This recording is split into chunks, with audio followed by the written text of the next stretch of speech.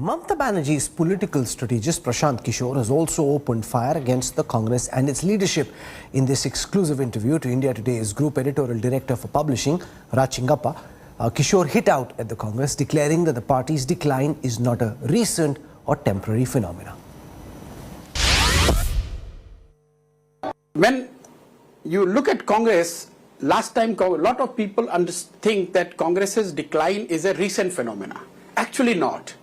Congress, last time they have won this country was in 1984.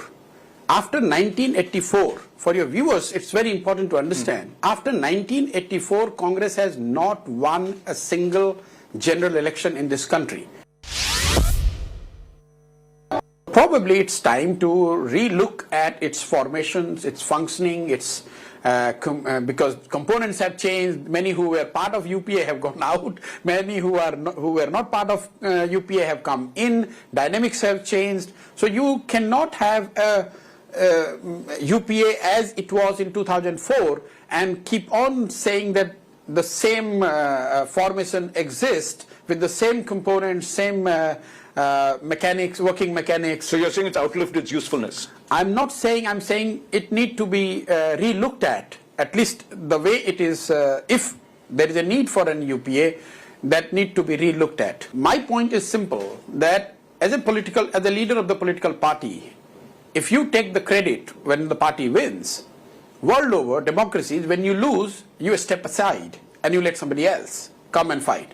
Have we seen a US president, potential US president, losing the election and then continuing to be the challenger for all elections to come? You can have one chance, you can have two chances, you can have three chances, but how many chances you need? And if for some reason it is not working, whether it is for right reasons or not, that's a different debate. But for some reason, if it is not happening, it's time you let somebody else take a charge. If team is constantly failing to win, not once, not twice, not 1 month, not 1 year, over 10 years, 90% time you are failing, isn't it logical to think that please step away and let somebody else do the job? But and that's somebody could be from Congress. There's no problem in it. But Rahul Gandhi did step away from the post, and but I'm not talking about Rahul Gandhi. I'm talking about the leadership under which those last 10 years elections are being fought. That leadership has failed in 90% of the elections. That's the hard fact.